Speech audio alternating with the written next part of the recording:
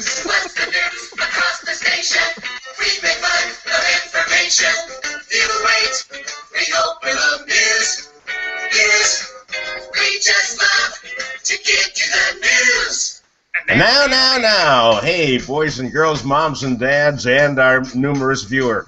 We're back again with the Kidders. It's me and my partner, Tim Slagle, joining us from lovely Indiana, the Aristotle of comedy. Tim, how are you today? Oh, pretty good. It's that optimistic time of year when the nights get shorter, the icicles grow longer, and the weathermen can finally drop their security detail. and that security detail, of course, will be picked up by Brian Williams. 50? It's not 50 yet. Where my little ticker only says 46. Oh, well, that was just a no. That was just a play on 50 Shades of Grey, which opens this week.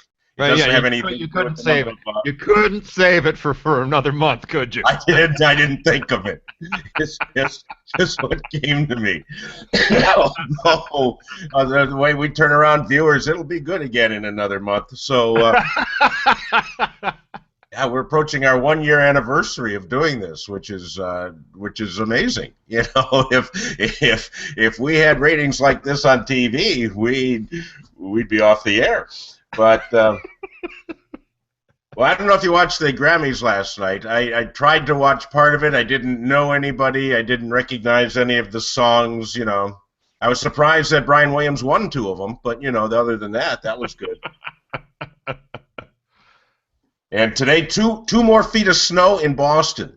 2 more feet of snow. This tells me that God is a Seahawks fan. Had money on the game. All right. Well, we got some interesting. Sorry, prop misalignment.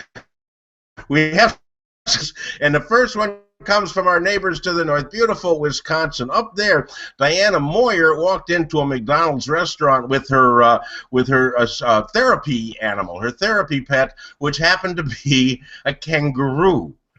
And this upset the people in McDonald's, saying, "Whoa, what?" You know, they got a little jumpy. And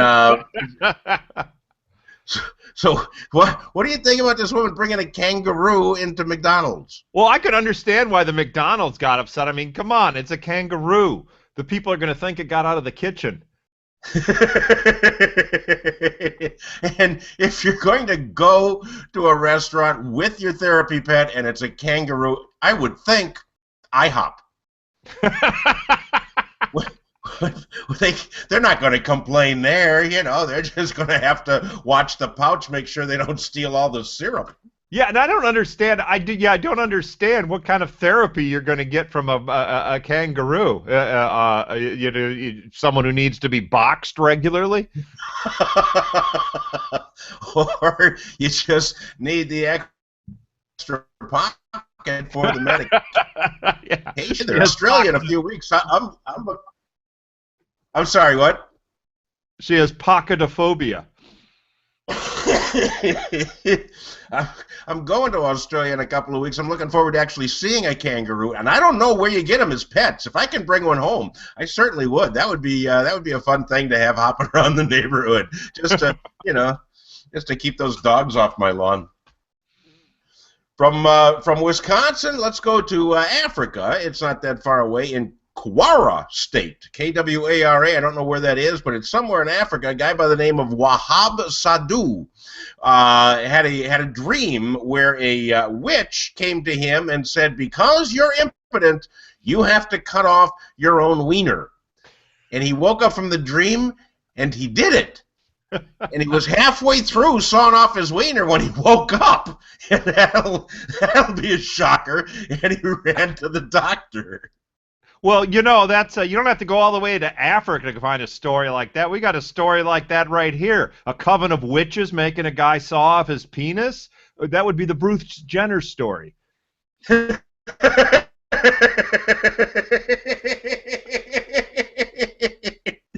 he was in a car accident this weekend, and the police said, well, you know, it's because he was driving like a girl.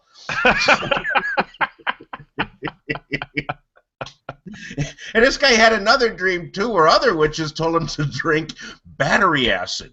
And he did that, too, which battery acid will make you impotent. And, cut your wiener off because you're impotent. That's like saying, rip up or tear apart your lawnmower because the grass ain't growing. It's not, they're not related. Neither was that segue. And another comedy lesson for you wannabe kidders out there. All right, here's a woman in the, where is she? Tampa, Florida, gave birth to a baby this week. Good for her. Maxandra Ford is the woman's name, and she didn't even know she was pregnant until a few weeks ago, until about 35 weeks in, and she gave birth to the baby, and the baby came out 14.1 pounds. How could you gain? It came out of her. I'm sorry, what? How could you gain 14 pounds and not know you were pregnant? Well, and plus you're going to gain more than just the thing of the baby, and I know. Last Thanksgiving, the day after, I took a pregnancy test just to make sure. And last Thanksgiving, our turkey was 14 pounds. I can't imagine that coming out of any human orifice. I mean, hard enough pulling that sucker out of the grocery store freezer.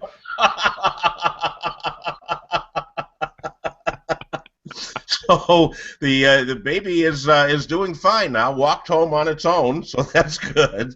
But yeah, that's I don't know if the woman is walking yet, and if she's ever going to have another baby. But that was a 14-pound baby. That's one of the biggest I've ever heard of. Oh well, and then finally, in South Korea, we're traveling all over the globe this week. In South Korea, a woman was cleaning her apartment and decided to take a nap on the floor, which, that's my first question.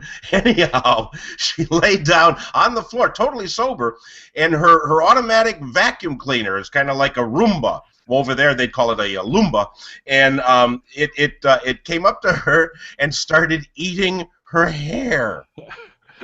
Yeah, the robot wars have started. What kind of robots are we developing? It's going to just digest on human hair. We're going to be taken over by the robots. That's kind of like the New World Order being run by Shriners.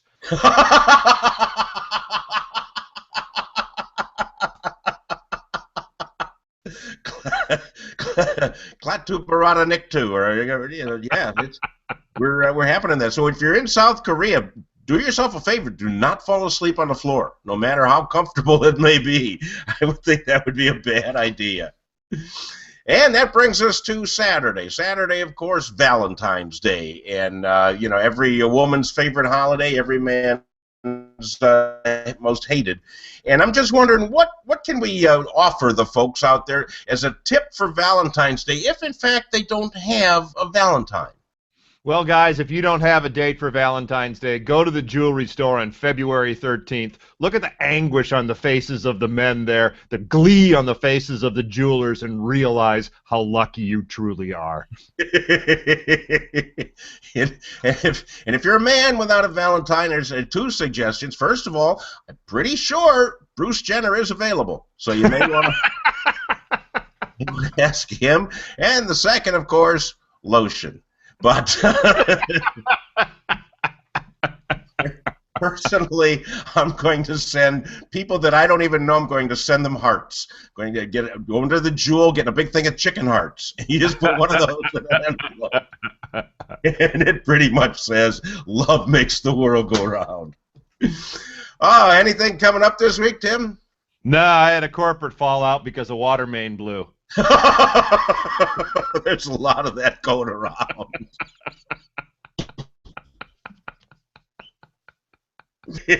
And once you've blown a water main, you don't want that getting in the paper. So, well, that's it. If you folks out there watching, would you like to join us? Really, there's absolutely no benefits. There's no perks, but you get to hang around. This is like our lunch hour on Monday. It's just me and Tim hanging around, making each other laugh, we'd love to have you come on and make both of us laugh. So drop a line to either Tim at timslagle.com or Dale at daleirvin.com, and you too could be a kidder. We'll put you on the air in front of potentially millions. People around the globe have the opportunity to pick this up on the internet. None of them do, of course, but they do have that opportunity, and that's what it's all about. Final words? Anything? That'll do it. That'll do it. All right. Hit the song. Thanks so much for watching us. Good night, Mr. Maxwell, wherever you are.